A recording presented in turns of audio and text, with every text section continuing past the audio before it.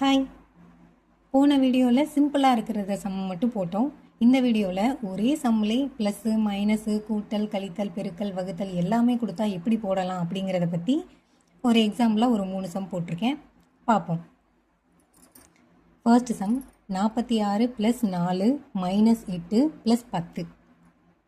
இப்போது இங்கே கொடுத்துருக்க ஃபார்மேட்டில் தான் நம்ம சால்வ் பண்ணணும். முதல்ல என்ன பண்ணுறோம்?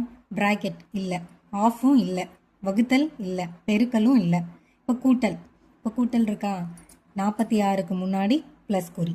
இப்போ 46 + 4 + 10 இது மூணுத்தையும் முதல்ல கூட்டிக்கணும். இப்போ 46 + 4னா 50, 50 + 10 60. இங்கே இருக்கிற -8 அப்படியே வச்சுக்கிறோம். இப்போ 60ல் 8 போச்சுன்னா 52. அவ்வளோதான். அடுத்த சம் 6 × 5 / 3 × 3 / 10. இப்போ இந்த சமம் எப்படி போடுறோன்னா, முதல்ல இதை நம்ம எழுதிக்குவோம்.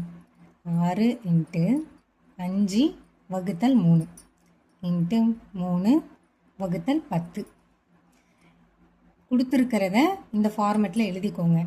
ஏன் அப்படி எழுத சொல்கிறேன்னா, இப்போ முதல்ல வகுத்தல் பண்ணணும், அப்புறம் பெருக்கல் பண்ணணும். இப்போது இதையும் வகுக்கணும். உங்களுக்கு கஷ்டமாக இருக்கும், 5யும் 3யும் எப்படிடா வகுக்கிறது அப்படின்னு. இப்போ 3ல் 10 எப்படி வகுக்க முடியும்? இந்த மாதிரிலாம் ரொம்ப இதுவாக இருக்குமே அப்படின்றதுக்காக இந்த மாதிரி சிம்பிளாக மாடிஃபை பண்ணி எழுதிக்கோங்க. இப்போ இதை அடிச்சிங்கன்னா இந்த 3க்கும் இந்த 3க்கும் கேன்சல் ஆகிடும். 4 × 5 2 × 10, 4 × 2 2 6. அப்போ ஆன்சர் என்ன? 3. அடுத்த சம் இதையும் இந்த மாதிரி ஃபார்மேட்டில் எழுதிப்போம். 12 / 6 + 8 / 4 - 1 × 4.